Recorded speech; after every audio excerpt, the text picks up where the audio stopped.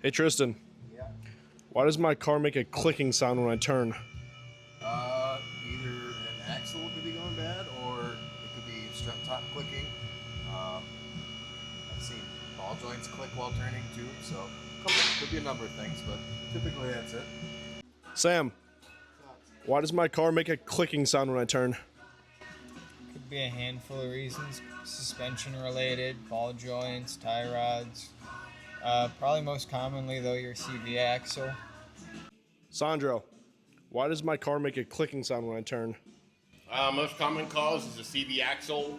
Generally, the boot split open, grease slings out, water and salt get in, dries up the joint.